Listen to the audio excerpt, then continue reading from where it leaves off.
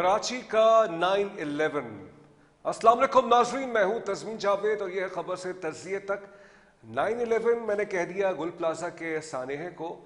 हाँ, मैंने 9/11 कहा है और मैं इसलिए कहूँगा इसको 9/11 क्योंकि अब जो इतलात आ रही हैं और जिस तरह से पूरी मंजर कशी हो रही है, दिल बहुत दहल रहा है। मैं ये नहीं कह रहा कि तखरीब कारी का ये मतलब वाकया है जो अभी कमिश्नर की अभी रिपोर्ट आएगी, देखा जाएगा उसमें क्या सर्टेन होता है। सिंध हुकूमत ने कमिश्नर को कहा है। आज की सबसे बड़ी खबर अगर आप कह सकते हैं, हम सोच रहे थे किसी और मौजू की तरफ जाएं, मतलब इस मौजू को भी हमें रखना था जिंदा, जैसे मैंने आपको कहा था कि फॉलो अप मैं लूँगा, लेकिन जो ऐसी खबर आई जिसकी वजह से मैंने कहा कि नहीं, अब सारी खबरें जो हैं फ़िलहाल सेकेंडरी हो गई हैं और असल खबर ये आई है कि 30 मुबैना बल्कि 30 कन्फर्म हो चुका है लाशें मिली हैं एक ही कमरे से या एक ही दुकान से, कहा यह जा रहा है।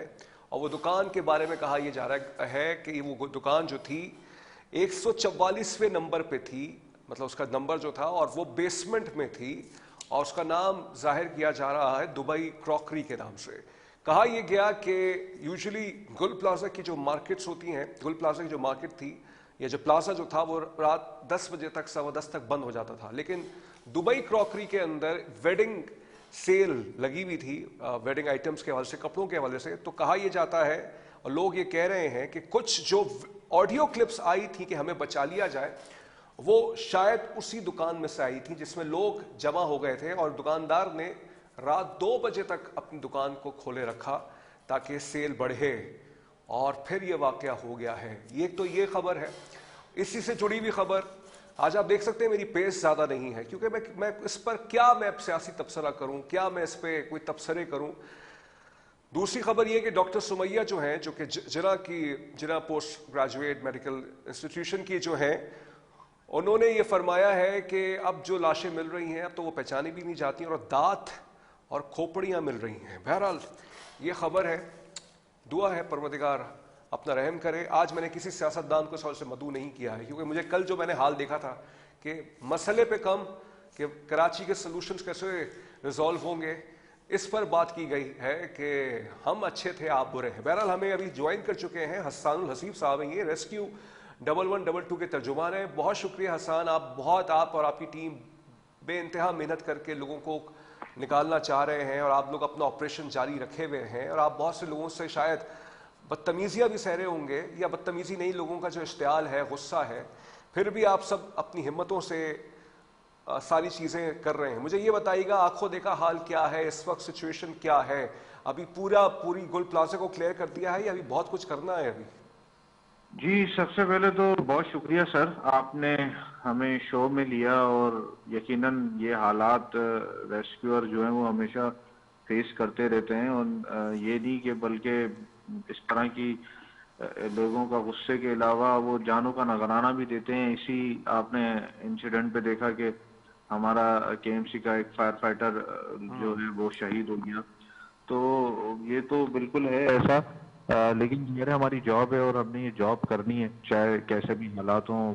और वो जॉब अल्हम्दुलिल्लाह रेस्क्यू 1122 की टीम भी है, वो दिन रात आप खुद विटनेस कर रहे हैं कि वो इंसिडेंट पे है और काम कर रही है 24 घंटे without any delay, without any break जो है हमारी टीम्स ऑपरेशन कर रही होती हैं। अभी तक की अगर सूरत हाल से मैं आपको आगाह करूं तो कल तक और आज अर्ली मॉर्निंग तक हमारी 3 ऑपरेशंस पैरेलल थे जो ऑन फील्ड चल रहे थे, जिसमें हमारे पास 3 क्लस्टर में रेस्क्यू 1122 की टीम्स डिस्ट्रीब्यूट हुई थी। एक अर्बन सर्च एंड रेस्क्यू, एक फायर रेस्क्यू और एक जो है 2 अर्बन सर्च की टीम और एक फायर की। तो फायर फाइटिंग का अमल यकीनन रुक गया है, लेकिन कूलिंग कहीं ना कहीं, क्योंकि हम अब बिल्डिंग के अंदर पेनिट्रेट कर चुके हैं और बिल्डिंग कोलैप्स होने की वजह से हमें रास्तों में एंट्री रूट्स में बड़ी दुश्वारी है, जिसकी वजह से हमने शोरिंग करके पूरे स्ट्रक्चर में कन्फाइंड स्पेसेस बनाए और फिर हम अपने रेस्क्यूअर्स को उसके थ्रू भेज रहे हैं फोर्सेबल एंट्री करके।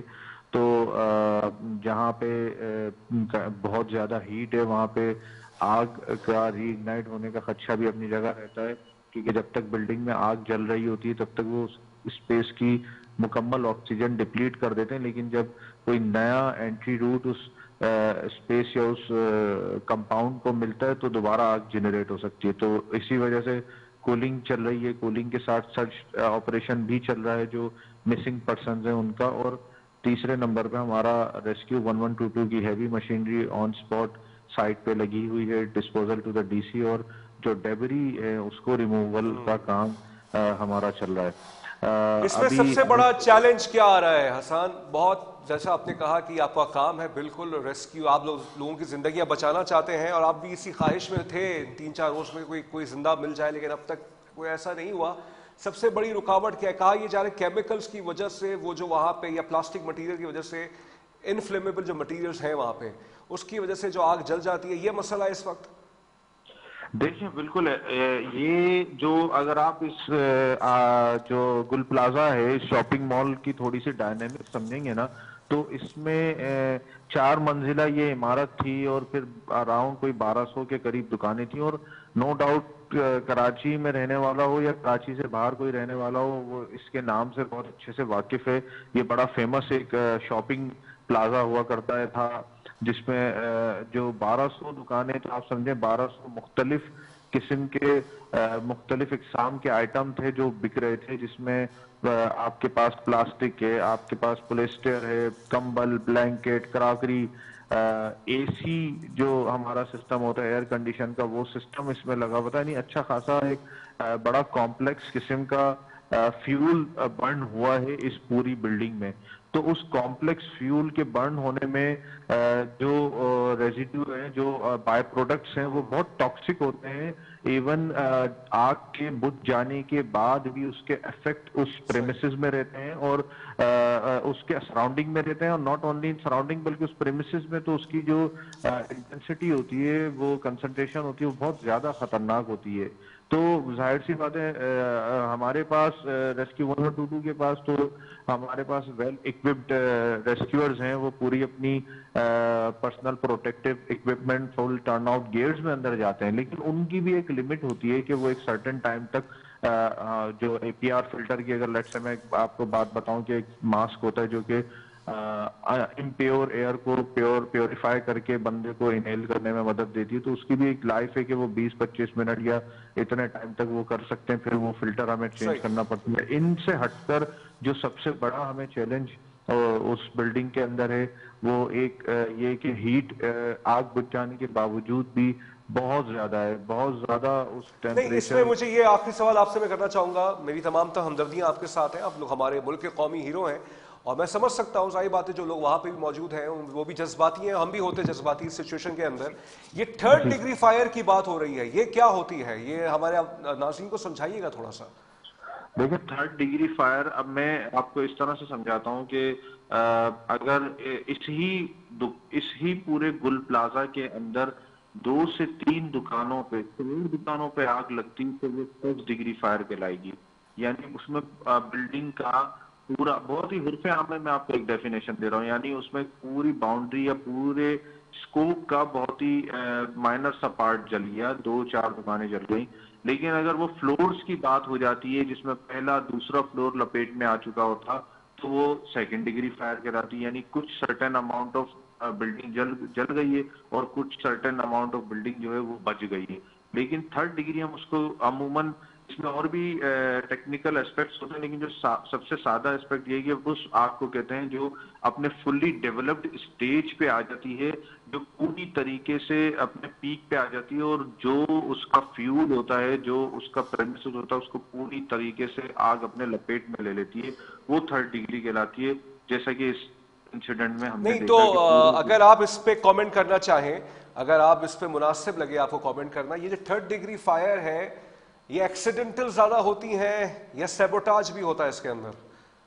سر اس میں یقیناً ہم کچھ کہہ نہیں سکتے, یہ دونوں کنڈیشنز بن سکتی ہیں. آرسن فائر بھی کہلائی جا سکتی ہے, پری پلان اللہ نہ کرے کچھ ایسا ہو, اور یہ کسی ایک چھوٹے سے بولتے ہیں نا سورس کے ذریعے بھی جل سکتی ہے ایکسیڈنٹلی, جیسے شارٹ سرکٹ ہو یا کسی نے ایسی جگہ پہ جیسے لیٹ سے میں آپ کو کہوں کہ فیول پمپ ہے اور ادھر کوئی سگریٹ جلا لی ہو تو ظاہر ہے پھر آگ بڑھنے میں دیر تو نہیں لگاتی ہے. یہاں بھی ایسا ہی ہے کہ فیول جو تھا وہ بھی بڑا پیٹرو کیمیکل پلاسٹک کی کراکری اگر آپ لگا رہے ہیں تو یہ ایک بڑی سائنٹیفکلی بات ہے کہ جو سامان اس میں اسٹاک تھا وہ خود بذات خود کسی پیٹرول سے یا کسی تیل سے کم نہیں تھا جو جلا. تو ظاہر ہے اس میں یہ کہنا فی الحال قبل از وقت ہوگا کہ what is the actual reason behind this. یہ تو ہم اس نہیں کو لیکن Hassan I know your position is not you are not in a position to comment on this but جو لوگ بات کرتے ہیں مطلب I have talk to so many people مطلب ایک مارکیٹ میں اسپیکولیشنز ہیں لوگوں میں ایک اسپیکولیشنز ہیں وہ یہ کہہ رہے ہیں کہ جنہوں نے پہلے بھی ان آگ کے مراحل کو دیکھے ہیں کہ جب آگ لگتی ہے تو آگ جو ہے پہلے ہاریزونٹل سپریڈ ہوتی ہے. یہاں کہا یہ جا رہا ہے آپ زیادہ اس کو بہتر الیبوریٹ کیجیے گا کہ آگ جو ہے ورٹیکل ہوئی ہے. یہ جو ورٹیکل جو اس کا امپیکٹ ہے زیادہ جو تیسری منزل تک چلا گیا ہے تو لوگ ظاہر بات آپ کو معلوم ہے پھر جب پیشنٹ مطلب ساری پھر وہ اسپیکولیشن شروع ہو جاتی ہیں پھر وہ قیاس آرائیاں شروع ہو جاتی ہیں کہ یہ جو کہا جا رہا ہے ورٹیکل ہے ہاریزونٹل نہیں ہے تو اس سے تاثر یہ دینے کی کوشش کی جا رہی ہے کہیں نہ کہیں مطلب کہ یہ کچھ اور معاملہ ہے. کیا آگ کے لیے ضروری ہے پہلے کہ وہ ہاریزونٹل لگے اگر وہ نارمل سچویشن میں لگتی ہے اور پھر وہ ورٹیکل ہو؟ نہیں سر بالکل میں being a technical person being a spokes person of rescue 1122 totally deny کرتا ہوں اس اسٹیٹمنٹ کو جس نے بھی یہ انٹروڈیوس کیا کہ ہاریزونٹل آگ کبھی بھی ہاریزونٹل ٹریول نہیں کرتی. آگ ہمیشہ ورٹیکل ٹریول کرتی ہے. یہ رول ہے آگ کا. یہ رول ہے آگ کے اسپریڈ ہونے کا فائر اسپریڈ کا کیونکہ اس کی سمپل سی ریزن یہ ہے کہ جو ہیٹ میں بہت ہی سادہ الفاظوں میں کیونکہ آپ ٹیکنیکل شو کر رہے ہیں تو مجھے اچھا بھی لگ رہا ہے. عموماً تو سب نے جتنوں نے بات کی ہے وہ زیادہ تر نیگیٹو ہی کی لیکن نہیں ہمارا کام یہ ہے بھائی ہم سیاست پہ ہم نے بہت گفتگو ہم نہیں چاہتے تھے لیکن سیاسی گفتگو زیادہ ہو جاتی تھی اسی وجہ سے ہم نے آپ کو دعوت دی تاکہ آپ لوگوں کو سمجھائیں. اویئرنیس نو ڈاؤٹ آپ کی طرف سے جائے عوام کو تو اچھی بات ہے. یہ ایک اویئرنیس والا ٹیکنیکل پروگرام تو آگ جب بھی لگے گی سر وہ گراؤنڈ ٹو ٹاپ یعنی وہ ورٹیکل ٹریول کرے گی کیونکہ جو اسموک ہوتا ہے نا وہ آگ کا نکلنے والا جو بائی پروڈکٹ ہے اسموک ہے وہ لائٹر دین ایئر ہوتا ہے. اسی لیے ہم اپنی ڈرلز کے اندر جو فائر سیفٹی ڈرلز ریسکیو 1122 کے جانب سے کروائی جاتی ہیں ان میں ہمیشہ سکھاتے ہیں کہ اگر اس طرح کی کوئی سچویشن ہو تو آپ زمین کی طرف تھوڑا سا لیٹ کے جو ہے ایمرجنسی ایگزٹ کی طرف رجوع کریں. یہ ٹیکنیک ہے اس لیے کیونکہ جب دھواں نکلے گا آگ کا تو وہ اوپر جائے گا. یہ آپ بھی اگر ایک عام صورتحال میں دیکھیں گے تو آپ کو اندازہ ہوگا پریکٹیکل بھی کریں گے تو چھوٹے پیمانے پہ تو وہ اوپر کی طرف ٹریول کرے گا نیچے نہیں.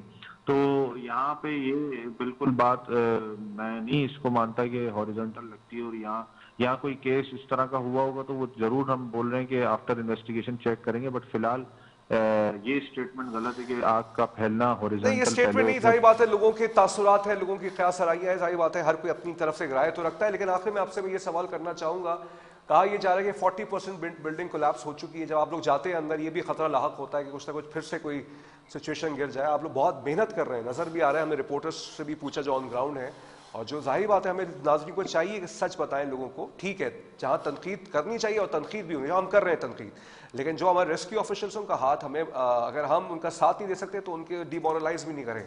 کتنی پرسنٹ بلڈنگ جو ہے وہ اس وقت ڈیمیج ہو چکی ہے اور آپ لوگ جب جاتے ہیں تو کہا ہی جا رہا ہے ایک طرح سے ایک کامبنگ آپریشن ہوتا ہے نا بہت دھیرے دھیرے تاکہ چیزیں جو ہے ایزیلی یا ایک مطلب بہت احتیاط سے چیزیں کی جائیں. اس میں خطرہ کیا ہے؟ یہ بات جب آپ نے مجھ سے سوال کیا تھا چیلنجز کا تو میں تبھی عرض کرنے والا تھا کہ یہ جو ٹاکسک گیسز ہیں انہیلیشن پرابلم سے سب سے بڑا پرابلم یہ کہ بلڈنگ کو ہم نے ہی ریسکیو 1122 کی جانب سے یہ محفوظ قرار دے دی گئی تھی.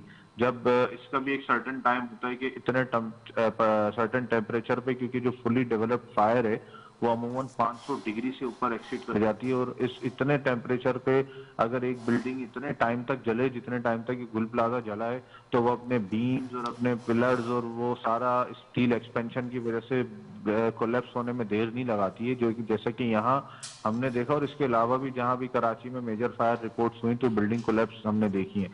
تو اب یہ مخدوش تو ہے، ہمیں پتہ ہے، اور ہم ہی اندر جا کے بالکل ڈیپ، ہمارے لڑکے بالکل ڈیٹیلڈ میں جا کے ریسکیو کے لڑکے سرچ کر رہے ہیں. تو یہ ایک بہت بڑا خطرہ ہے. اسی وجہ سے یہ آپریشن تھوڑا سا ٹیکنیکلی اور پروفیشنلی اس کو لے کے چلا جا رہا ہے، تاکہ بھلے تھوڑا اور دیر سے ہو لیکن کوئی اور بڑا نقصان نہ ہو. حسان صاحب کتنے مزید دن اور لگیں گے اس کو خاتمے کی طرف پورا ریسکیو آپریشن؟ یہ کہنا دیکھیں قبل از وقت ہے، کیونکہ ہمارا بیسک جو ٹارگٹ ہے وہ میں آپ کو بتاؤں، وہ یہ ہے کہ جو مسنگ پرسنز ہیں یا جو لوگ لاپتہ ہیں ان سب کو ہم لوگ ریکور کر لیں. تو وہ لسٹ بھی ہم دیکھتے ہیں کہ ڈیلی اس میں ایک دو کا اضافہ ہوتا ہے. آج بھی کچھ ریمینز ہاسپٹل ٹرانسفر کیے گئے ہیں. ان میں بھی پروسیس حکومت سندھ نے، میں آپ کو ایک بات بتاؤں کہ ٹوٹلی ایک انٹیگریٹڈ رسپانس اس پہ رکھا ہوا ہے. پورے اس انسیڈنٹ پہ وہ بڑی باریکی سے آپریشن دیکھ رہے ہیں. تو ناٹ اونلی کہ جو سائٹ پہ ریسکیو آپریشن ہو رہا ہے، اس کے علاوہ ایک ڈیسک بنائی گئی ہے جو ڈی این اے پروفائلنگ کر رہی ہے، جو شناخت کر رہی ہے. اس کے علاوہ جو مسنگ لوگ ہیں ان کی ٹریسنگ چل رہی ہے کہ جو ہے نا آپ نے وہ لوگ کہاں، ان کے سگنلز وغیرہ یا لاسٹ لوکیشن کیا تھی. تو ان تمام چیزوں میں اوور آل اگر میں بتاؤں تو بہت ٹائم لگ سکتا ہے. یہ کسی ایک اسٹیک ہولڈر کے بس کی بات نہیں ہے کہ وہ آپ کو ایک ٹائم لائن دے دے کہ ہم اتنے ٹائم میں یہ کر پائیں گے.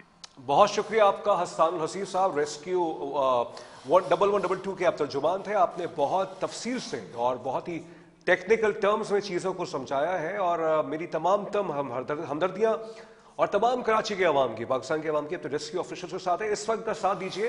جو بھی حکومتی نااہلیاں ہیں اس پہ بالکل آپ تنقید کیجیے، آپ کا حق ہے، مگر جو لوگ آفیشلس ہیں باقاعدہ وہاں پہ کام کر رہے ہیں، ہم نے رپورٹر سب نے پوچھا، وہ بالکل سنسیئرٹی کے ساتھ کام کر رہے ہیں. لیکن ایسا نہیں ہو سکتا کہ اچانک جائیں سب کو ریکور کر لیں. بلڈنگ بہت کولیپس ہو چکی ہے، مخدوش ہے، پھر وہ کہہ رہے ہیں کہ انفلیمیبل مٹیریل موجود ہے اور جس کی وجہ سے جو ہے خطرہ لاحق ہوتا ہے کہ آگ پھر سے جل جائے. تو تمام تر جو ہے ہمدردیوں کے ساتھ ہے. ہمیں جوائن کر چکے ہیں چیف رپورٹر ہیں K21 کے اسد زیدی صاحب. انہوں نے بہت تفصیل سے رپورٹنگ کی ہے تمام سانحے پہ. اسد صاحب بہت شکریہ، آپ نے ہمیں وقت دیا. یہ آج میں مرتضی واب صاحب فرما رہے ہیں کہ کمشنر کی جو رپورٹ آئے گی اس کو ہم پبلک کریں گے. اب تک کتنی ڈیولپمنٹ ہو گئی ہے رپورٹ پہ؟ کیا چیزیں فائنڈ آؤٹ ہو رہی ہیں؟ یہ واقعہ جو اب تک جو رپورٹ ہو رہا ہے یہ ابھی تک تو ایک ایکسیڈنٹ ہی لگتا ہے، لیکن آپ کو کہیں ایسی اطلاع مل رہی ہے کہ اس کے اندر کوئی تخریب کاری کا بھی عمل ہے؟ جی دیکھیے، سب سے اہم بات تو یہ ہے کہ کراچی شہر میں جب بھی کوئی ثانیہ رونما ہوا اس پر دو باتیں کی گئی کہ کیا یہ شارٹ سرکٹ تھا یا پھر یہ کہا گیا کہ تخریب کاری تھی. ان تمام چیزوں سے ہم دور ہو کر ایک بات کر سکتے ہیں آج کراچی کے لوگوں کے لیے کہ جب کوئی رپورٹ مرتب کی جاتی ہے، جب یہ کہا جاتا ہے کہ کراچی شہر میں اس طرح ان ادوار میں جو بلڈنگ بنی، یعنی کہ کسی بھی سیاسی جماعت کا نام لے دیا جاتا ہے کہ تب ہم نہیں تھے تب وہ تھے. جب ان بلڈنگوں کی کاؤنٹنگ ہو جاتی ہے، جب یہ پتہ چل جاتا ہے کہ کراچی شہر کی یہ جو بلڈنگیں ہیں ان میں انسانی جانوں کو خطرہ ہو سکتا ہے، تو پھر اس پہ عمل درآمد کرانے کا جو ذمہ ہے وہ حکومت وقت کا ہوتا ہے، وہ کسی بھی جماعت سے تعلق رکھتے ہوں. 2024 جنوری کی رپورٹ، 2026 جنوری کا ثانیہ اس بات کا ثبوت ہے کہ ایک فائل میئر کراچی کے آفس سے چل کر سی ایم کے آفس تک نہیں پہنچی. تو پھر کون سی چیزیں ہیں جن کا ہم جو ہے تجزیہ کریں گے، کس طرح ہم اس بات کا اعادہ کریں گے. یہ 2024 میں کی رپورٹ تھی نا یہ؟ جی دیکھیے، 2024 میں میئر کراچی نے باقاعدہ طور پہ پورے کراچی میں جو ڈینجرس بلڈنگز ہیں ان کے لیے ایک رپورٹ مرتب کرائی، جس کے بعد یہ فیصلے کیے گئے کہ یہ جو بلڈنگز ہیں یہاں پر انسانی جانوں کو خطرہ ہو سکتا ہے، یہ بلڈنگ ڈینجرس ہیں. اور پھر اچانک سے جب کوئی واقعہ رونما ہوتا ہے تو سیم جو پروسیجر ہے اس کو ریپیٹ کیا جاتا ہے. تو جس طرح آر جے مال کا واقعہ تھا، اس کے بعد بلڈنگز کو نوٹیفائی کیا گیا، اس کے اندر جو لوگ ذمہ دار تھے ان کی بات کی گئی، سزائیں کسی کو نہیں ملی. सिर्फ रिपोर्ट्स पे रिपोर्ट्स मिलती रही, और फिर हमने ये देखा कि कराची शहर के वो लोग अच्छा, जो तो उस रिपोर्ट में असद साहब जी गुल प्लाजा थी बिल्डिंग? जी देखिए, ये इस रिपोर्ट में गुल प्लाजा की बिल्डिंग भी शामिल थी। आज हमने ये भी देखा है कि गुज़िश्ता 5 रोज से चलने वाले इस ऑपरेशन में, जहां एक तरफ हुकूमती ओहदेदार, तो मेयर कराची हो, सीएम सिंध हो, या फिर वो लोग जो तनकीद करते दिखाई देते हैं, उनमें से किसी ने ये बात नहीं की कि जल्द अज जल्द हमें इंसानी जानों को बचाना है। आज जब एसएसपी साउथ खड़े थे, आज जब डीआईजी साउथ ये कहते दिखाई दिए कि कुछ लोगों की बाकियात मिली है, तो ये कितना दुख का लम्हा था उन लोगों के लिए जो 5 दिन से अपने प्यारों के लिए तड़प रहे हैं कि शायद वो बच जाए। तो और उसके इख्तिताम पर एक बात कह दी जाती है। अच्छा असद साहब, चलिए ये तो हुकूमत पे तनकीद है, बिल्कुल वजह भी है कि 2 साल लगे उनको देने में, नाअहली है उनकी, तो जितनी तनकीद करनी चाहिए बहुत कम है। ये जो आबाद वाले हैं, इनको आज कल लेटर गया है मेयर साहब की तरफ से, ये करेंगे कोऑपरेट? अब देखिए, कौन सी ऐसी बिल्डिंग है जिसपे कॉपरेशन नहीं है? पहले तो आप सिर्फ ये जो राग अलापना है वो बंद कीजिए कि सिर्फ एसबीसी है। देखिए, सबसे पहला इदारा एसबीसी है मुरुदुल इल्जाम। दूसरे कई इदारे हैं जो सेफ्टी मेजर्स का ख्याल रखते हैं, तो उनको उनकी तरफ कौन देखेगा? एक बड़ा इदारा कराची में मौजूद है सीपा का, सीपा के डीजी मौजूद हैं, इंस्पेक्टर्स मौजूद हैं, उनकी एनओसी चाहिए होती है हाई राइज बिल्डिंग के लिए, उनकी किसी ने बात नहीं की। अब जो भी शख्स है वो कहता दिखाई देता है एसबीसीए ने नहीं पूरा किया। एसबीसीए ने पूरा किया या नहीं किया? 1029 दुकानें थी या 1200 दुकानें? तो क्या 1021 या 29 दुकानों के लिए वो रूल्स नहीं है जो 1200 दुकानों के लिए थे? इन तमाम बातों पर कोई बात नहीं की जा रही। कहा सिर्फ ये जा रहा है कि फलां शख्स, फलां इदारा, फलां लोग जो है इसमें मुलव्विस है। और फिर अहम तरीन बात, एक तरफ तो आप ये कहते हैं कि हम कराची की तरक्की की बात करते हैं, और दूसरी तरफ हमने ये भी देखा कि मेयर कराची ये भी कहते दिखाई दिए कि जी वो पीछे गाड़ियां रुक गई थी और पीछे लोग जमा हो गए थे, इसलिए जो रेस्क्यू का अमल है वो थोड़ा ताखीर से शुरू हुआ। तो ये इंतहाई अच्छा, इसमें ये तो आपने जो रिपोर्ट का हवाला दिया है, बिल्कुल मैंने भी आज पढ़ा नोटिफिकेशन के मेयर साहब को ख्याल आ गया 2 साल बाद कॉम्प्लाइंस की वो बात कर रहे हैं। अब बहुत से लोग ये कहते हैं कि जब कॉम्प्लाइंस कराने की बात आती है तो इदारे जो हैं मुबैना तौर पे किसी और मामलात की तरफ चले जाते हैं। ये जो आपने हाई राइज बिल्डिंग की बात की है, कुछ आपके पास डिटेल्स हैं, रिपोर्ट्स हैं कि कितनी ऐसी हाई राइज बिल्डिंग है कि जिनको अप्रूव्ड इजाजत कुछ मालों की थी, उन्होंने उससे तजावुज किया? ऐसी इस वक्त कराची में क्या सिचुएशन है, कितनी ऐसी बिल्डिंग्स हैं? जी देखिए, जब कराची की हाई राइज बिल्डिंग्स की बात हुई तो हमने ये भी देखा है, गुज़िश्ता अदवार में ये कहा गया कि अब ऐसे बहुत सारे इलाके हैं जहां पर ये बिल्डिंग्स बन चुकी हैं। और फिर इससे पहले आरजे मॉल से पहले भी एक सानिया हुआ था जिसमें 17 लोग अपनी जान से गए थे, वो भी मजदूर थे, और वो गए थे कोरंगी के अंदर मेहरान टाउन की एक फैक्ट्री से, जिसके बाद ये कहा गया कि अनप्लैन्ड एरिया है, 5000 कॉटेज इंडस्ट्रीज हैं और अब हम इस पे काम करेंगे। फिर आरजे मॉल का बड़ा वाकया सामने आया, उस पर भी इसी तरह की बात की गई। इससे पहले ये कहा गया कि कराची शहर के अंदर जमातों की जंग है, सियासी जब तजिए किए जाएंगे और फिर ये कहा जाएगा कि जमातों की जंग है। कोई ये याद दिलाना चाहता है कि देखिए जी वहां पर क्या हुआ था, अब क्या हो रहा है पिछले 5 दिन से। लोगों की अगर मदद कर दी जाती तो क्या हड्डियां मिलती, क्या उनके टूटे हुए दांत मिलते? ये मेट्रोपॉलिटन शहर है कराची, जिसमें हर वो सहूलत होनी चाहिए थी आग बुझाने की, जिसके फौरी बाद चंद घंटों में इस आग पर कंट्रोल पाया जाता। चले, लेकिन कराची वो तो ये सियासी जमातें अपनी एक दूसरे पर कीचड़ उछालते रहेंगे। ये बताइएगा, ये जो गुल प्लाजा के साथ रीपा प्लाजा के हवाले से भी कुछ खबरें आ रही हैं कि वो भी जल गया था, वो भी अफेक्ट हुआ है, खाली करवा लिया गया है पूरी बिल्डिंग?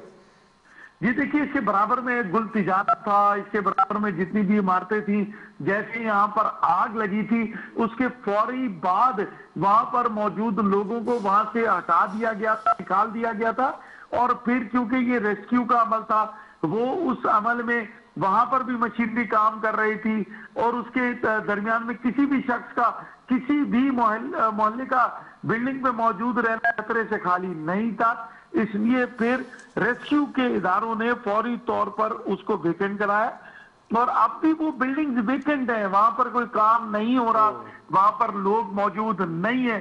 لیکن دکھ کا المیہ شہر کے لیے یہ ہے کہ دعوے کرنے والے جتنے بھی ادارے ہیں، کوئی بچہ گٹر میں گر جائے تو کہتے ہیں فلاں یوسی کا قصور، لیکن اگر اتنی جانیں 60 سے زیادہ جانیں اس وقت تک جا چکی ہیں جس کی تصدیق کرتے ہوئے دکھائی دیتے ہیں حکومتی عہدیداران اور پھر پولیس کے اہلکار، جبکہ ریسکیو کی ٹیمیں اپنے ایک جو نوجوان جو حفاظت کر رہا تھا لوگوں کی خاطر اترا تھا اس آگ میں، وہ بھی اپنی جان سے گیا۔ ٹھیک ہے، اس تمام کے باوجود اب بھی لوگ منتظر ہیں کہ شاید ان کے پیارے کسی ملبے کے نیچے زندہ مل اللہ جائیں، کرے، اللہ لوگ کرے، دعائیں اللہ مانگ کرے، رہے ہیں، اللہ کرے۔ ہاں بس لیکن ان لوگوں کے لیے جو حاکم وقت ہیں وہ کسی بھی جماعت کے ساتھ ہیں، وہ کسی بھی جماعت کے عہدیدار ہیں، ان کے لیے بھی لوگ دعائیں کر رہے ہیں کہ خدا را ایسے لوگ کسی پر مسلط نہ ہوں۔ بہت شکریہ آپ کا، جب بہت شکریہ آپ کا جی سر زیدی صاحب، چیف رپورٹر K21، آپ نے تفصیل سے ہم آگاہ کیا کہ کیا معاملات چل رہے ہیں شہر کے اندر۔ ناظرین آج تھوڑا سا مجھے دل کو سکون ملا ہے، آپ کہہ سکتے ہیں کیوں میں اتنا بڑے ثانیے پہ بات کر رہا ہوں۔ 2 دن سے میں کوشش کر رہا تھا کہ کچھ سلوشن کی بات کی جائے، ہم لوگوں کو بتائیں کہ جب آگ لگتی ہے تو کیا ہوتا ہے۔ ہم یہ نہیں کہہ رہے کہ حکومت جو ہے نااہل نہیں، حکومت بالکل نااہل ہے، سندھ حکومت نااہل ہے، میں کہہ رہا ہوں یہ بات، میں کہہ رہا ہوں نااہل ہے، ان کے ادارے ناکام، خود مراد بھی شاہ صاحب کہہ چکے ہیں کہ ہم ہیں ذمہ دار، ہم بھی ذمہ دار ہیں، جتنے لوگ یہاں پہ ہیں تاجری رہنما بھی ہیں۔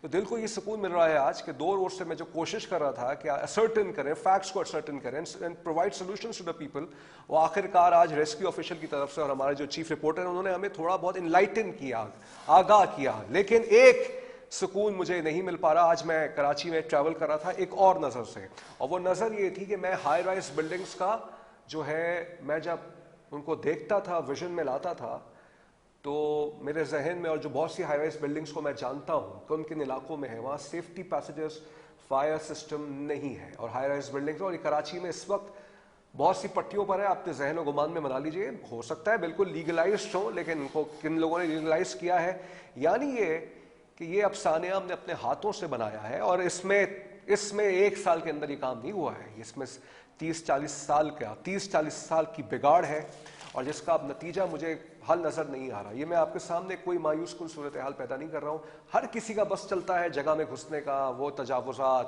پارکنگ کے نام پہ تجاوزات، یہ کراچی کا المیہ بن گیا، اور بڑھتی ہوئی آبادی۔ اس نقطے پر بریک لیتے ہیں، بریک کے بعد ایک انٹرنیشنل ڈیولپمنٹ ہوئی ہے، اس طرف آتے ہیں۔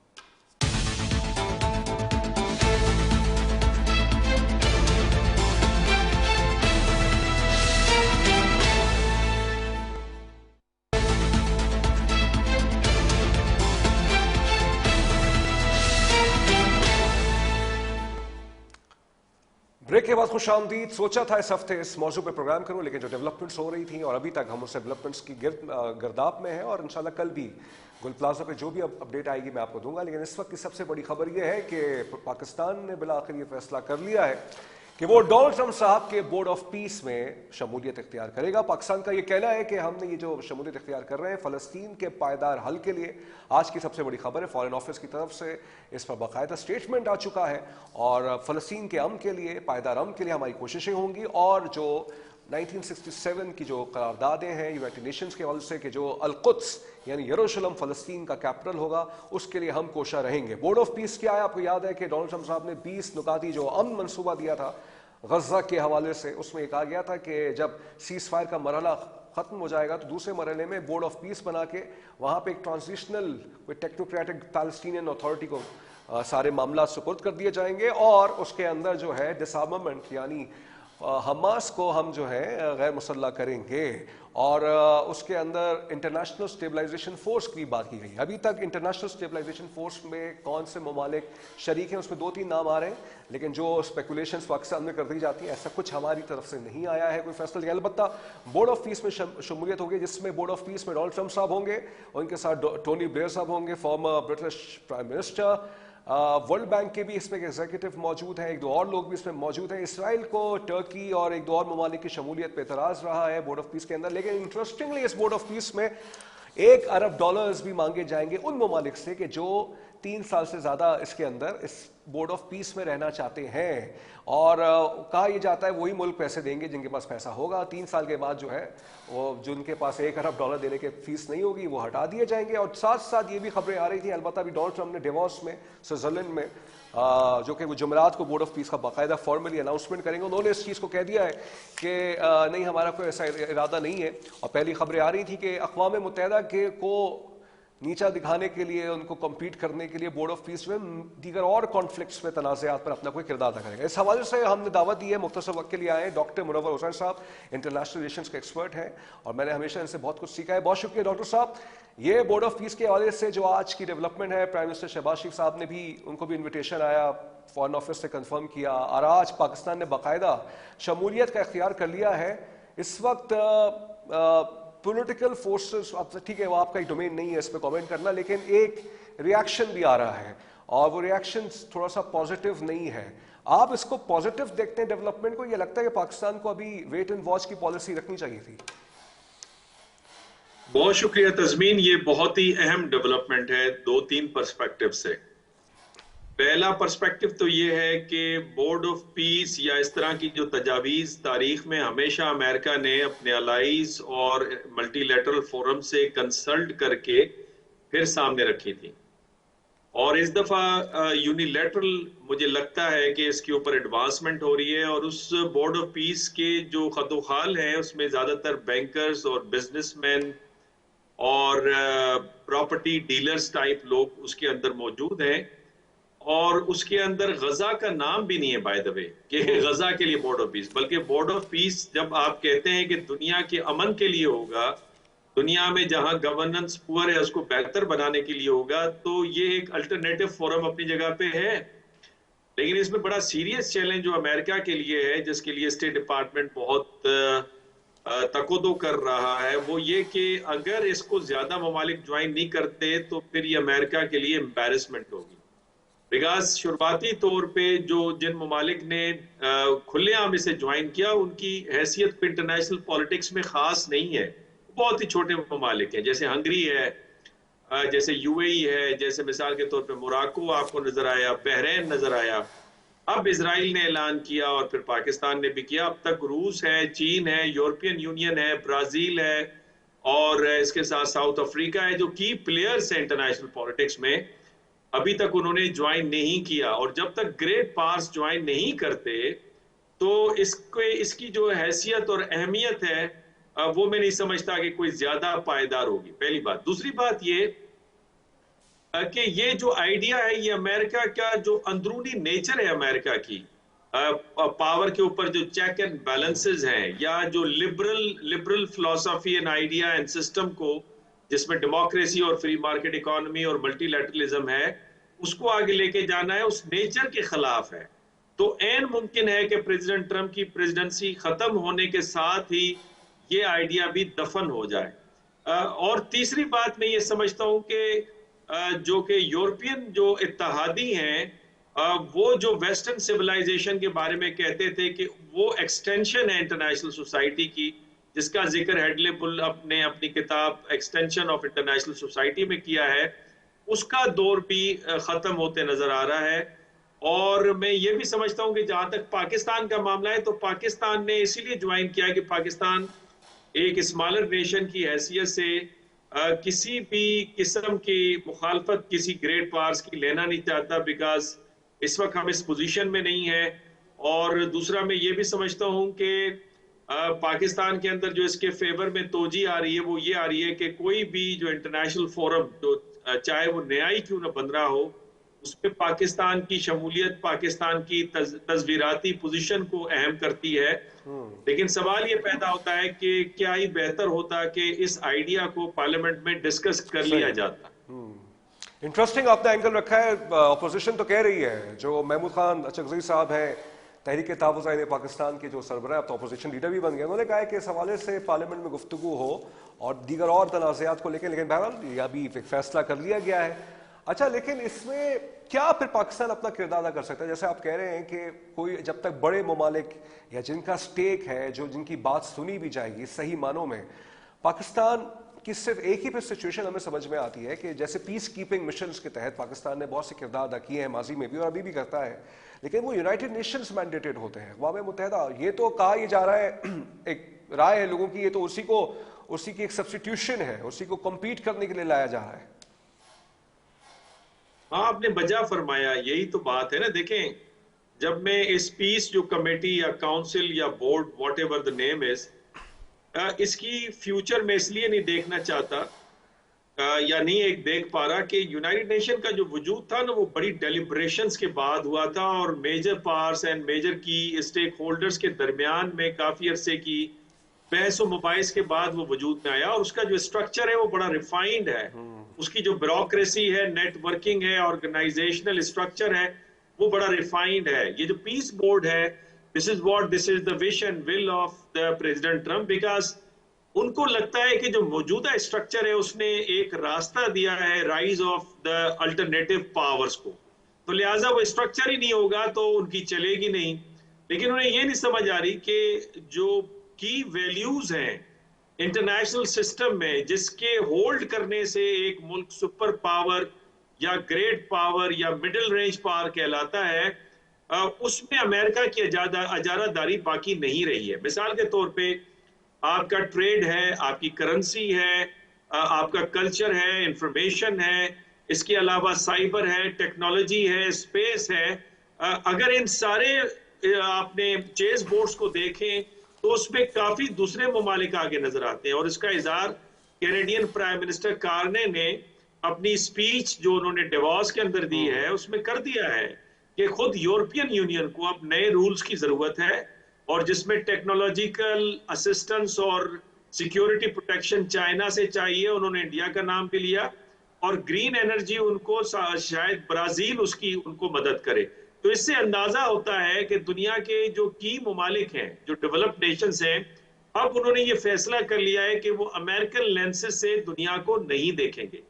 یہی وہ وجہ ہے جو میں سمجھتا ہوں کہ جو امریکہ کی نیچر کے بھی خلاف ہے اور آپ کے اتحادی بھی آپ سے دور ہو رہے ہیں. تو مجھے یہ لگتا ہے کہ پریزیڈنٹ ٹرمپ ایک نئے گورباچوف کی شکل اختیار کرنے جا رہے ہیں امریکہ کے حوالے سے. اس کا قطعی مطلب یہ نہیں ہے کہ گورباچوف جو ہے وہ بے عقل آدمی تھے, بیوقوف تھے, نہیں. وہ آپ نے بہت کچھ کہہ دیا, آپ نے بہت کچھ کہہ دیا, لیکن یہ ہے آپ کی بات کا خلاصہ, ملٹی لیٹرلزم کے خاتمے کے لیے کوششیں کی جا رہی ہیں بورڈ آف پیس کے ذریعے سے.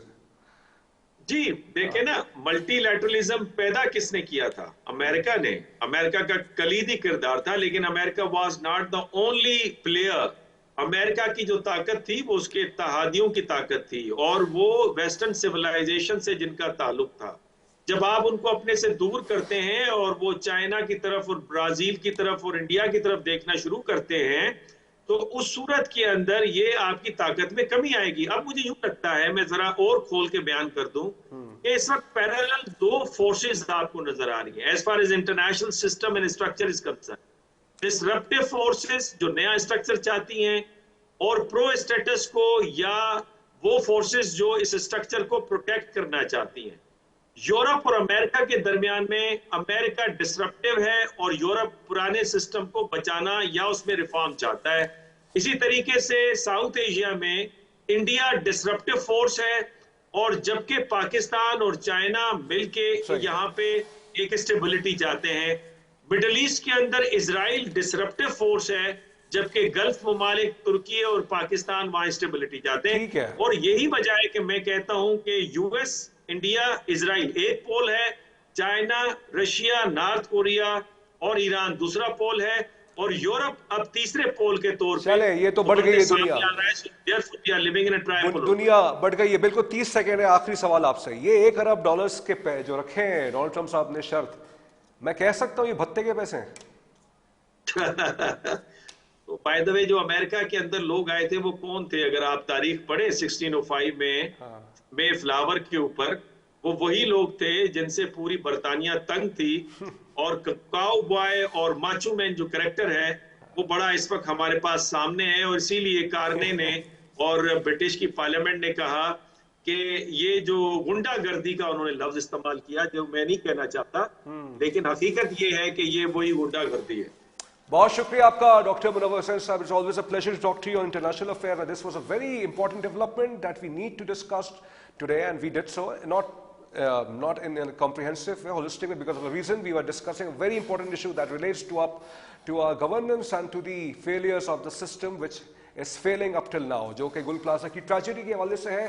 بہت انتناک واقعہ ہے. کل ہو سکتا ہے اس پہ پھر کوئی ڈیولپمنٹ ہوتی ہے، کیونکہ یہ ابھی ایک انفولڈنگ سٹوری، کچھ نہ کچھ ایک اور سیگمنٹ لے کے آتے ہیں. لیکن ایک مشورہ میں دینا چاہوں گا، ایک صاحب کی خاموشی ہے ابھی تک، اگر وہ ٹی وی پہ ہمارا پروگرام کہیں غلطی سے دیکھ لیں یا کوئی صاحب ان تک ہمارا پروگرام پہنچا دیں، ان سے تو اتنا ہی کہہ دیجئے، ایک بیان ڈال دیجئے آپ اس ثانیے پہ.